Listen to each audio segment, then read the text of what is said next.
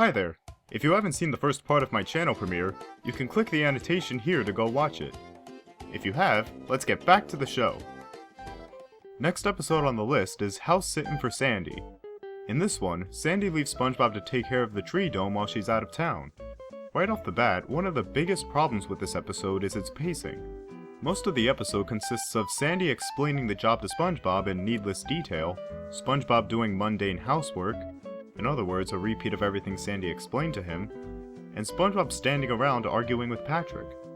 Throughout all this, there's only a few actual jokes, most of them being as mundane as SpongeBob's tasks here. Aha! There we go. The plot doesn't actually go anywhere until about 7.5 minutes in, when SpongeBob accidentally triggers the entire tree dome's destruction. From there it rushes straight to the ending, with Sandy coming home. How was the Inventors Convention? I brought home something real handy.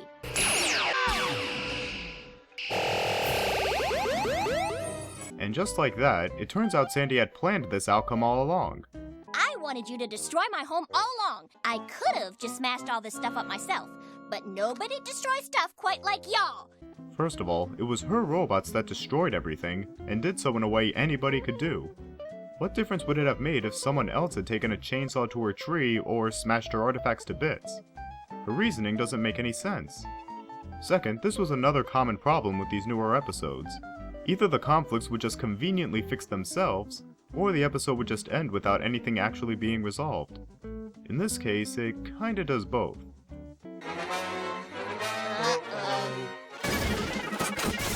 Quit your worrying, y'all. I can fix it all with my handy dandy.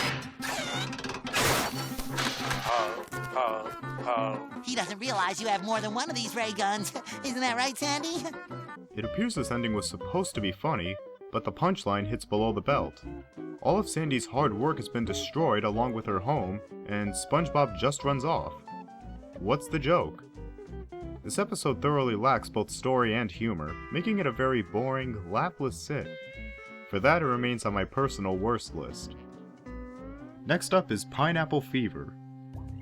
This episode is a Squidward torture porn. I was going to say it's about SpongeBob, Patrick, and Squidward being stuck in the pineapple during a thunderstorm.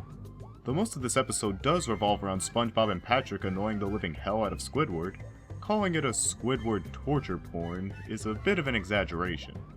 Speaking of which, this episode relies a lot on exaggeration. That's not a bad thing in and of itself, but much of what it amounts to here is just these three yelling at each other. SpongeBob! Patrick, what is it? I never realized how delicious your hot cocoa is! The way they yell most of the punchlines just makes the jokes feel artificial. It's akin to just having a message flash on screen telling the audience when to laugh. Furthermore, this episode is just as monotonous in terms of story. Once the trio ends up stuck in the pineapple, we watch them pass the time by drinking cocoa, playing rock paper scissors, tic-tac-toe, and doing a jigsaw puzzle. Exaggeration would come in handy in making these very ordinary activities amusing, but instead it's used to make SpongeBob and Patrick stupid to the point where it's not even funny. There! I win, see? I'm not seeing anything there. Yeah, looks like a lot of junk. Why don't I find this funny? Well, in older episodes of the show, SpongeBob and Patrick would still do stupid things, but did them with a sort of childlike innocence that made them endearing. Here it just feels like they're deliberately acting like idiots. This episode also has a couple pacing issues. One being with jokes overstaying their welcome, like this one. Pass the time by playing board games and playing tic-tac-toe. Hot cocoa. We'll be drinking. And the other being how the story progresses. The title of the episode suggests that them being stuck in the pineapple for too long would cause them to get on each other's nerves and go crazy, which doesn't actually happen until about 9.5 minutes in. There's little build up to this as well. While Squidward is clearly losing his patience the whole time, SpongeBob and Patrick seem to be okay and show no signs of going off the deep end. Then, out of nowhere, they snap and start running around like savages. This aspect of the episode should have been expanded on more rather than just being tacked on at the end. Aside from one decent joke, I liked it better before, when I could see. Squidward, the lights went off. Yes, they did, when you turned them off. I don't find any enjoyment in this episode. On the list it stays. Coming up now is House Fancy. The premise here is that Squidward wants to show off his house on television to get back at his longtime rival, Squilliam. We begin with Squidward watching on in disgust as Squilliam gets to show off his estate on House Fancy, an HGTV-style reality show. This episode already kicks off with a good joke. Can we get a shot of Mr. Fancyson's fabulous house, please? Hey, that's no better than my house!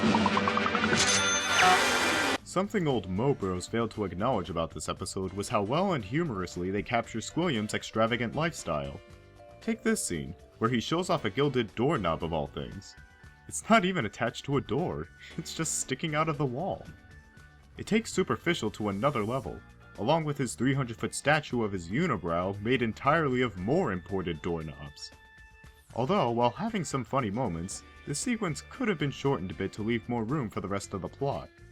One thing they could have skipped was the bathroom scene, which just leads up to a less funny variant of the gilded doorknob joke. After Squidward calls up the show and claims he has a fancier house, SpongeBob is brought into the mix, albeit in not the most tactful way. SpongeBob! How am I gonna help you get your house ready for the big TV show? How did you know about that? I was spying on you. This is another one of those moments that feels too out of character and sketchy for SpongeBob. Thankfully though, much of the rest of his performance retains his usual earnestness rather than making him a total idiot. I told you just to paint the faded spot! Well, it all looked kind of faded. Unfortunately, among all the decency, there's one particularly horrid moment of this episode that can't be ignored. Now don't move it till I say, ow! Okay, it's on my foot, now don't... Okay. As you can probably guess, my sentiments on this moment haven't changed. It's right on par with the painful scenes in The Splinter. Disgusting and cringeworthy, and certainly not funny. Last time I pinned the blame on writer Aaron Springer for this, which I again apologize for, but regardless of whose idea it was, including it was a very poor decision.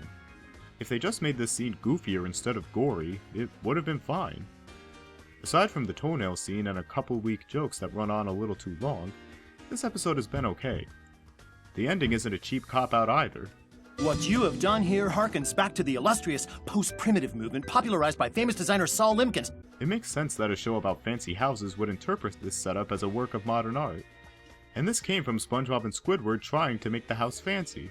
Their efforts just landed them with an unexpected result. It's not like in House Sittin' for Sandy where SpongeBob and Patrick cause a problem, don't even attempt to fix it, but everything still works out anyway. Plus, Squilliam ends up with his comeuppance for humiliating Squidward on live television. House Fancy? You're off the list.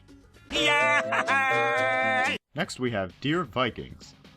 The idea here is that SpongeBob writes a letter to a tribe of Vikings to learn more about their way of life, resulting in said Vikings abducting SpongeBob and Squidward. It sounds interesting up front, but this turns out to be another episode that mostly amounts to characters just standing around and talking. In terms of humor, there are a few good jokes in this episode, such as during the montage of Squidward's made-up history of the Vikings. This one in particular. Look out! And grown by... Witty and to the point. Most of the other jokes, however, fall victim to being too predictable, like the Olaf gag. This is Olaf, and this is Olaf. Olaf, Olaf, Olaf, Olaf, Olaf, Olaf. Your name must be... That's right, Gordon. Or too overt, like this one.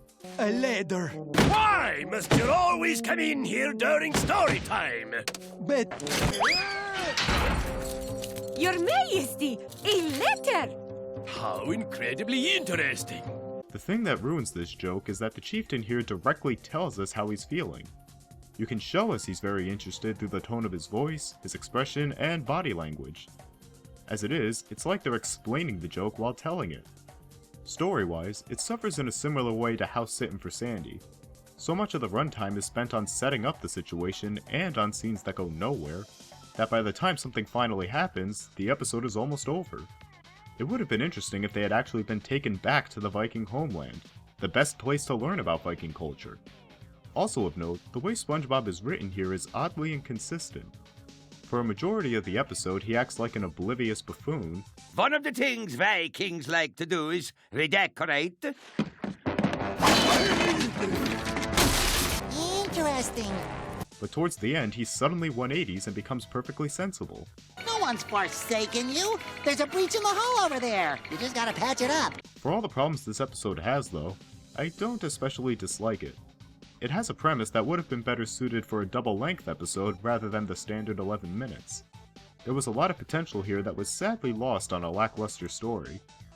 So despite it being a poorly executed episode, there's just enough to it to keep it off my list of least favorites. This next spot on the list was for The Clash of Triton. Right up front, I have to say that I was absolutely baffled by how muddled and broken this special is.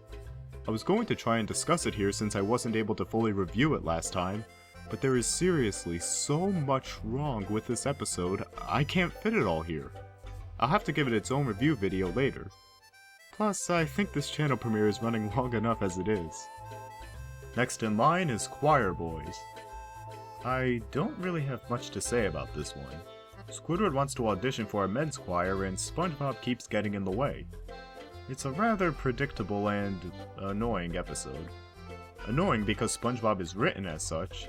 Are you going to a fancy store? No. A hot fancy pants date? No! Can I come? Can I come? Can I come? Can I come? Can I come? Can I come? Can I come? Can I come? And predictable because it's a SpongeBob vs. Squidward kind of episode, meaning that SpongeBob will obviously win in the end. However, the story was off to a decent start. Squidward, in all his arrogance, sets out thinking he'll easily get the choir's coveted soloist position, and is mean to SpongeBob on the way. Obviously depressed. Oh, what a lovely day! For me! So it's not like Squidward didn't do anything to cause his own troubles. In fact, SpongeBob was the one minding his own business this time around. This episode wouldn't have been so bad if SpongeBob went off to practice by himself and really worked towards perfecting his voice, as opposed to constantly annoying Squidward and magically mastering the art of singing. This one's staying on the list. It's not very funny or amusing, just...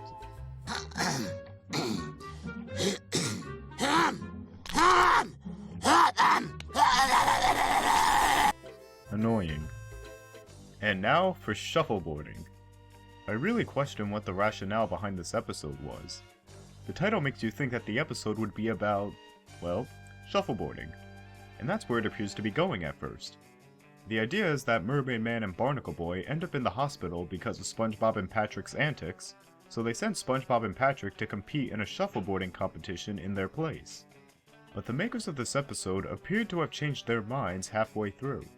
There is no way we can lose with these costumes on! We already won the tournament. So instead, the two go around town arresting everybody for just going about their business. To this day, I have no idea why this episode was written like that. For one, the obvious costumes they wear would have worked in the original plotline.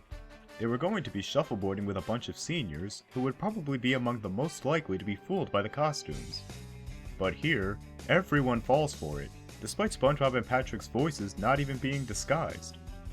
Then there's the matter of SpongeBob and Patrick being so dumb they suddenly perceive everything as a crime. Who's gonna stop those youngsters from loitering? Initially, SpongeBob thinks locking random people up is a bad idea, but then... Wasting a Krabby Patty? I'm full. Well, maybe somebody should have thought about that before they ponied up for the world's greatest patty. He immediately turns into a jerk. Their sheer stupidity and blatant disregard for everyone makes them very unlikable here. Also, this is one of those examples of an episode concluding without the conflict actually being resolved. SpongeBob and Patrick go around causing nothing but trouble and get off scot-free. Like some of the other episodes on this list, there are redeemable jokes, such as some classic Mermaid Man humor in the beginning. Today, we find this duo of dynamism engaged in their favorite pastime, watching TV. And I have to admit, it was funny to see Man Ray walk around with a tiny head. But I didn't do anything! Though it would have been more effective had he actually been committing a crime for SpongeBob and Patrick to stop. Overall, for the confusing change in plot and the two main characters' lack of likability, this episode remains on the list. Pony up, folks! Rodeo Days is back in town! Here we have an episode where Sandy returns to Texas to participate in a rodeo, and SpongeBob wants to go after her because he thinks the rodeo clowns will devour her soul. Before I get more into the story, how about that show tune? Tractor pulls and big old bulls, line dancing, horses prancing, barrel racing, bareback riding. Well, it's okay musically, but the lyrics mostly just list things and consist of the word rodeo being repeated 100 times. Also, I didn't notice this last time, but at one point Sandy starts playing SpongeBob like a guitar, but it happens during a violin solo. Whoops. We can't let Sandy go all alone. It's too dangerous up there. Why does he think she can't take care of herself here? She just told him that she's a rodeo champion, not some amateur. If some of the other episodes on this list have been any indication, a majority of this episode doesn't actually take place at a rodeo. Instead, much of it follows SpongeBob as he tries to convince his other friends to go after Sandy with him. They could have just had SpongeBob and Patrick suit up and go after her, except... Right, Patrick? I'm indifferent. Why? Sandy's one of their best friends. If anyone's just going to disregard SpongeBob's concern right off the bat, it'd be Squidward. Squidward! Sandy is in terrible trouble. You've got to help me save her. Don't worry, SpongeBob. Just wait right here. To me, this is the funniest scene in the episode. The way Squidward dramatically feigns concern provides a humorous contrast to him calmly sneaking out his back window. Other than that, nothing really happens until the last minute of the episode. They get to the rodeo, mess up Sandy's performance, briefly get attacked by a bullfrog, and the episode abruptly ends. It's yet another episode that doesn't take full advantage of its premise. Rodeo Days, you're still on the list. Aw, nuts! Finally, it's come down to this. Boating Buddies. All those years ago, I cited this episode as the epitome of SpongeBob being written as an excessively annoying idiot. Well, at least among the episodes on this list it is. To make matters worse, the setup for this episode gives me similar vibes to Slide Whistle Stooges. The reason Squidward ends up having to spend a day in boating school is because SpongeBob started driving him nuts while he was minding his own business. I've been sitting here motionless for 45 minutes. What could you possibly have heard me doing? Breathing. This whole time I just feel bad for Squidward for being subjected to SpongeBob's, advances. On top of just being annoying, nothing else really happens until this driving sequence. Johnson, I've finally figured out a way to shrink an ordinary mailman down to the size of a grain of sand. This random shrink ray incident is actually a nice change of pace. The rest of this driving sequence is pretty generic, so why not throw in something unexpected? Where'd they go? There! They're headed right for that discarded potato chip! This doctor and his assistant are the funniest characters in this episode. Part of what makes this scene so funny is how seriously these two take their situation. Their reactions feel genuine despite how ridiculous the scene is. Potato chips are his favorite snack. Johnson! Afterwards, Squidward of course gets unlucky enough to run into this tough guy, who he ran into and got beat up by earlier, resulting in him being unable to complete the final exam due to being in a body cast.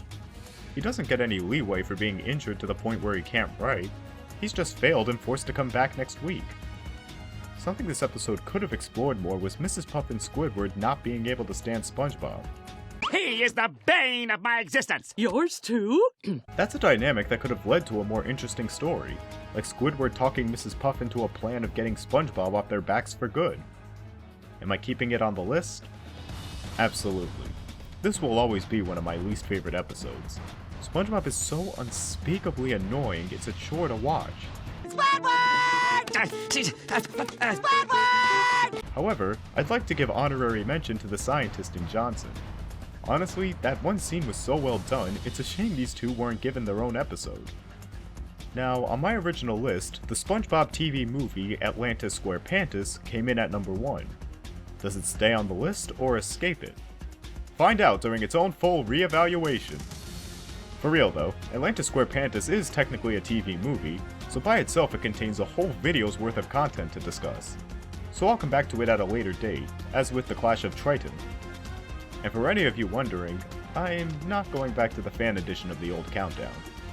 There's a massive, diverse world of animation to explore outside of Bikini Bottom, and I'm looking forward to both revisiting works familiar to me as well as those I've never seen before. And for all those interested, you're welcome to come along for the ride. Thanks for watching! If you'd like to stay up to date with all things Animateball, click that little red button beneath the video that says subscribe. Feel free to discuss the animation in the comments, but please try to keep it civil. It makes the experience better for everyone. If you know of any interesting or more obscure animated works that you think would be worth discussing, don't hesitate to suggest any. Next time on Anime Ball. There's a ball in the kitchen!